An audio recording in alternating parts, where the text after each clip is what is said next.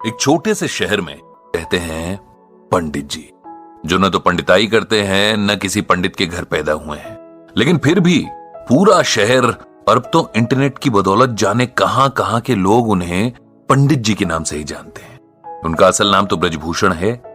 एक सरकारी ऑफिस में जिंदगी भर काम करने के बदले ठीक ठाक पेंशन लेकर रिटायर हुए हैं।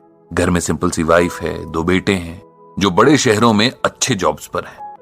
अब सवाल ये उठता है कि दुनिया, यहां तक कि उनकी पत्नी भी उन्हें पंडित जी क्यों कहती है। इसके पीछे एक कहानी है, कहानी जो कि पंडित जी, मेरा मतलब ब्रजभूषण जी के जीवन में घटी सच्ची घटना भी है। बात उस दौर की है जब हमारे देश में कंप्यूटर रेवोल्यूशन शुरू ही हुआ था। तमाम बड़े सरकारी ऑफिसेज में कंप्यूटर लगाए जा रहे थे और एम्प्लॉइज को उन्हें चलाना सिखाने के लिए ट्रेनिंग दी जा रही थी। ब्रजभूषण जी हमेशा से पढ़ने और नई चीजें सीखने के बड़े शौकीन थे। उन्होंने न सिर्फ लिटरेचर बल्कि रिलीजियस किताबें भी बड़े इंटरेस्ट से पढ़ी थी। बल्कि उनकी पत्नी के शब्दों में कहें तो रामायण और गीता तो वो घोट कर पी गए थे। अक्सर घर और ऑफिस की महफिलों में बहुत सुंदर शब्दों में रामचरितमानस की चौपाइयां और गीता के श्लोकों की बड़ी सिंपल और इजी एक्सप्लेनेशन देते थे। अब जब कंप्यूटर सीखने की बारी आई तो उन्होंने इसमें भी बड़े इंटरेस्ट के साथ पार्टिसिपेट किया, जबकि उनके साथ के बाकी लोग जाने क्यों बड़े बेमन से कतराते हुए ट्रेनिंग में हिस्सा ले रहे थे। उन्हें ट्रेनिंग देने वाली टीम कहीं बाहर से आई थी। 4 जवान लड़के जो शायद अभी अभी पढ़ाई पूरी करके निकले थे, इन्हें सिखा रहे थे। इस टीम में एक लड़का था जो बहुत कूल और काम नेचर का था। बड़े पेशेंस से इन लोगों को सिखाता था और कभी भी बेवकूफी भरे सवालों पर गुस्सा नहीं होता था। इस लड़के का नाम संदीप था। ब्रजभूषण जी को संदीप बहुत पसंद था। इधर कुछ दिनों से ब्रजभूषण जी देख रहे थे कि संदीप कुछ शांत सा रहने लगा था। उसके चेहरे पर हमेशा रहने वाली मुस्कान जैसे डिम सी पड़ गई थी। अक्सर कहीं खोया सा रहता और एक अजीब सी सैडनेस उसकी आंखों में बनी रहती। अब ब्रजभूषण जी एक्सपीरियंस्ड आदमी थे, जानते थे कि अगर इस एज में डिप्रेशन ने पकड़ लिया तो जिंदगी खराब कर देगा। इसीलिए उन्होंने संदीप से बात करने की सोची और एक दिन उसे डिनर पर घर बुलाया। संदीप आया और खाना खाने के बाद पंडित जी उसे साथ लेकर वॉक पर निकल गए। फिर बातों बातों में उसकी परेशानी का कारण पूछा, जिसे पहले तो वो टालता रहा, लेकिन फिर उसने अपनी परेशानी का रीजन बता ही दिया। दरअसल पिछले 5 सालों से संदीप किसी बड़े कंपेटिटिव एग्जाम की तैयारी कर रहा था और लगातार मेहनत के बाद भी तीसरी बार उसे फेलियर ही मिली थी, जिसने उसकी हिम्मत पूरी तरीके से तोड़ दी थी।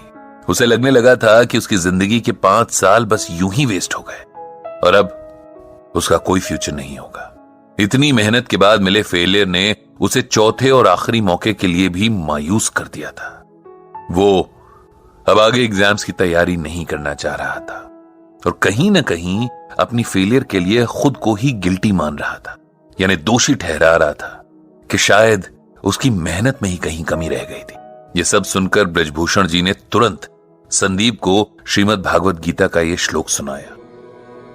कर्मण्येवाधिकारस्ते मां फलेषु कदाचन मां कर्म फल हेतुर्भुर्मा ते संगोस्त्व कर्मणि।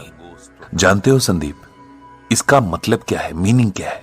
ये श्लोक भगवत गीता के दूसरे चैप्टर का 47वां श्लोक है।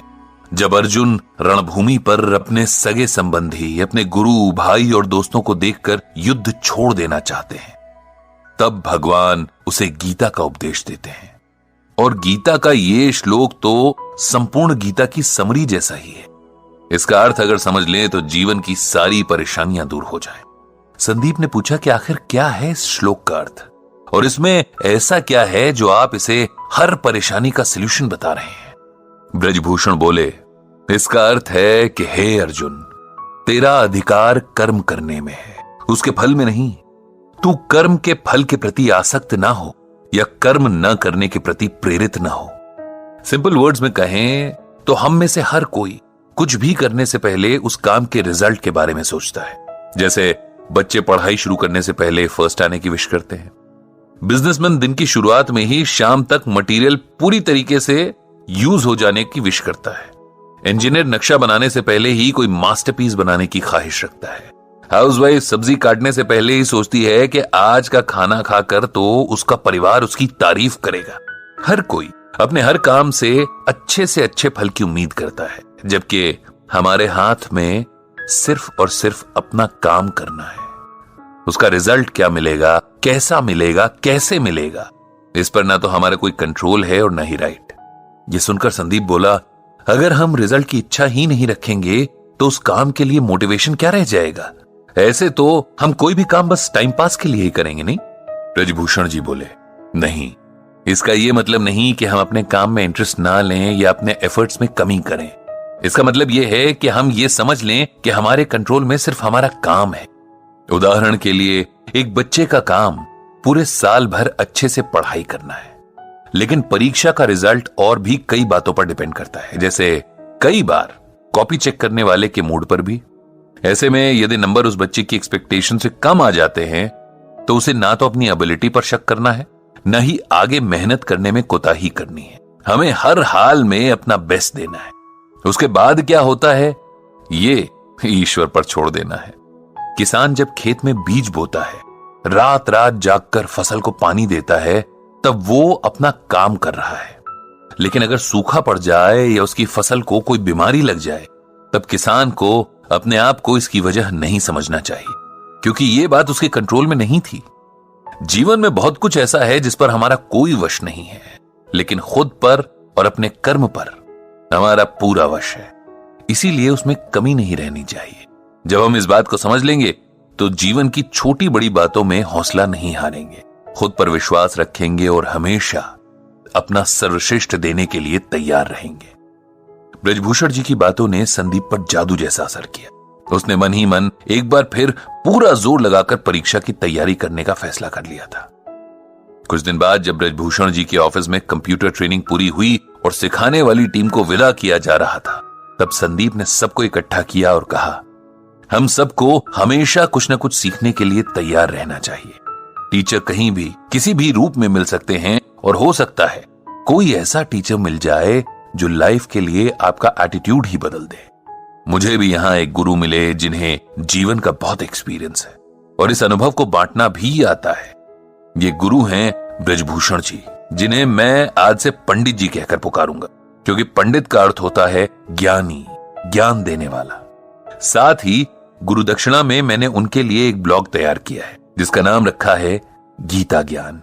इस ब्लॉग से पंडित जी गीता के जरिए लोगों को उनकी परेशानियों में राह दिखा सकते हैं, उन्हें उम्मीद देकर नए ढंग से जीना सिखा सकते हैं। इस तरह उस दिन से ब्रजभूषण जी का नाम पंडित जी पड़ गया और उनका गीता ज्ञान ब्लॉग एक जरिया बन गया जहां लोग अपनी परेशानियां पंडित जी को लिखकर गीता के जरिए उनका सलूशन पा सकते। रिटायरमेंट के बाद ब्रजभूषण जी उर्फ पंडित जी के साथ कुछ उल्टा ही हो गया। जहां लोग आमतौर पर रिटायरमेंट के बाद समय काटने के लिए वो सारे काम करने लगते हैं जिनसे जिंदगी भर वो बचते रहे थे, जैसे कि सुबह शाम घूमने जाना, आस पड़ोस में दोस्त बनाना, पौधों में पानी डालना वगैरह वगैरह। लेकिन पंडित जी का हाल कुछ उल्टा ही था। उनके पास उनका गीता ज्ञान का ब्लॉग था जिसके जरिए उन्होंने जाने कितने लोगों से दोस्ती कर ली थी। उनकी कंप्यूटर स्क्रीन की एक छोटी सी खिड़की थी जिससे वे सारी दुनिया को देख सकते थे, अपनी बातें कह सकते थे, दूसरों की सुन सकते थे। इस एज में अपना सीखा दूसरों को बांटने की और दूसरों से सीखने की उनकी भूख ही पंडित जी को कभी पता नहीं चलने देती थी कि अब धीरे धीरे बुढ़ापा उनकी हड्डियों पर हावी हो रहा है। जिंदगी धीरे धीरे रेत की तरह मुट्ठी से फिसल रही थी। नमस्कार दोस्तों, आप सुन रहे हैं गीता ज्ञान कुकू एफएम पर। और अब आगे की बात। रोज जाने कितने लोग ईमेल के जरिए पंडित जी से अपनी जिंदगी की परेशानियों का हल मांगते और पंडित जी अपने गीता ज्ञान से हर बार कोई ना कोई ऐसा हीरा निकाल ही लाते थे जो अंधेरी रात जैसी मुश्किल में भी उजाले की किरण बिखेर देता। लेकिन कई बार दूर के लोगों को समझाना आसान होता है, अपने आसपास के लोगों को बिल्कुल नहीं, क्योंकि तब आप भी उनके दुख में दुखी होते हैं और तब उनके साथ आपको खुद को भी समझना होता है, जो कि दुनिया का सबसे मुश्किल काम है। पंडित जी भी कल रात से ऐसे ही एक डिलेमा में फंसे हैं। उनके बहुत खास दोस्त रविकांत दुख की नदी में डूब रहे हैं और पंडित जी को समझ नहीं आ रहा है कि कैसे अपने दोस्त को डूबने से बचाएं। क्या कहें ऐसा कि उनके मन को हिम्मत मिले। कहने जाते भी हैं तो अपना ही गला रुआंसा हो जाता है। रह रह कर बस पुराने वक्त की यादें आंखों के आगे आ जाती हैं। यादें जिनमें वे खुद हैं, उनकी पत्नी है रविकांत हैं और रविकांत की पत्नी रश्मि है, जो कल अचानक से उनके दोस्त को अलविदा कहकर अनंत की यात्रा पर निकल गई हैं और पीछे छोड़ गई हैं उनके दोस्त को, जिसके बारे में तमाम मित्र मंडली मजाक बनाती थी कि वो तो किसी के सपने में भी बिना रश्मि के नहीं जाता। रश्मि और रविकांत की कहानी याद करके पंडित जी बार बार भावुक हो जाते हैं। कुछ 40 बरस पहले नई नई शादी करके ये दोनों इस मोहल्ले में किराए का मकान लेकर रहने आए थे। दोनों ही बैंक में काम करते थे और कुछ काम की व्यस्तता तो कुछ नए होने के संकोच के कारण मोहल्ले के कम ही लोगों से उनकी जान पहचान हो पाई थी। पंडित जी के दोनों बेटे तब बहुत छोटे थे और रविकांत से पहले उनकी दोस्ती उन दोनों से हुई थी। शायद इसका कारण रविकांत का बच्चों से बहुत प्रेम करना रहा हो। धीरे धीरे बच्चों की ये दोस्ती उनके माँ बाप तक पहुंची और ये चारों भी आपस में बहुत अच्छे दोस्त बन गए। ईश्वर के खेल भी अजब निराले हैं। जिस रविकांत को बच्चों से अथाह प्रेम था, उसी को औलाद के सुख से वंचित रखा। पंडित जी की पत्नी के साथ रश्मि ने जाने कितने डॉक्टर्स के चक्कर लगाए, कितने मंदिरों में माथा टेका, जाने कितने दिन भूखे रहकर व्रत उपवास किए, लेकिन औलाद भाग्य में नहीं थी, सो नहीं मिली। रविकांत ने कभी भी रश्मि के आगे ये जाहिर नहीं होने दिया कि संतान ना होने का उन्हें कोई दुख है, बल्कि वे तो रश्मि को समझाते रहते कि उसे सच को स्वीकार कर लेना चाहिए और एक कमी के पीछे जीवन की बाकी खुशियों को नजरअंदाज नहीं करना चाहिए।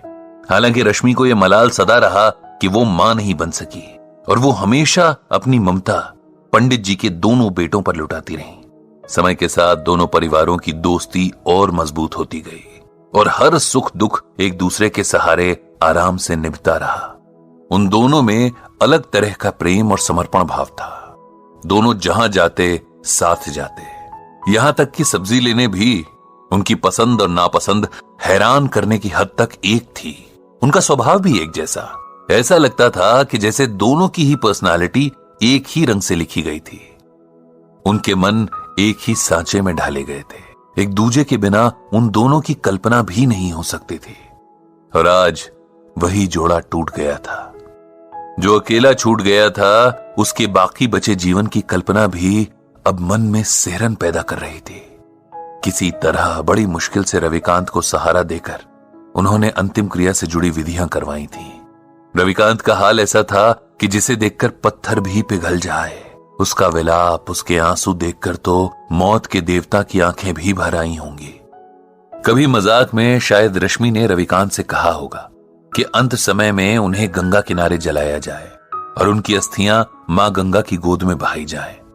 सो उनकी इसी इच्छा का सम्मान करते हुए रविकांत ने पंडित जी से रश्मि को हरिद्वार ले जाने की बात कही और इंतजाम करने का अनुरोध किया। हरिद्वार के पूरे रास्ते जैसे रविकांत बेसुध थे। उन्हें देखकर ऐसा लग रहा था कि मानो ये दुख में डूब जाना चाहते हैं। न उनके उबरने की शक्ति बची थी और न ही इच्छा। रविकांत को कुछ होश नहीं था कि कब लोगों ने जबरदस्ती उनसे अंतिम क्रिया की रस्में करवाई और कब उन्होंने किसी और के सहारे से खड़े होकर रश्मि को अंतिम विदा देकर अग्नि के हवाले कर दिया। उनकी नजरों के सामने बस राख थी, ठंडी और बेजान। इधर अंतिम संस्कार के साथ आए लोगों के लिए पंडित जी ने नाश्ते का इंतजाम करवा दिया था। सब उधर बिजी थे और रविकांत अकेले एक बेंच पर बैठे जाने दुख के कितने गहरे समंदर में डूबे जा रहे थे। दूर खड़े पंडित जी ये सब देख रहे थे। उन्होंने तय किया कि उन्हें रविकांत को इस सदमे से बाहर लाना ही होगा, उन्हें सच को स्वीकार करने का हौसला देना ही होगा, क्योंकि अगर यह अभी न हुआ तो कभी नहीं हो सकेगा। रविकांत के पास जाकर उन्होंने धीरे से उसके कंधे पर हाथ रखा और ऊंची आवाज में भगवद गीता का ये श्लोक पढ़ा। नैनम छिंदन्ति शस्त्राणि नैनम दहति पावकः न चैनम क्लेदयन्त्यापो न शोष्यति मारुतः। जानते हो रविकांत, इस श्लोक का अर्थ क्या है?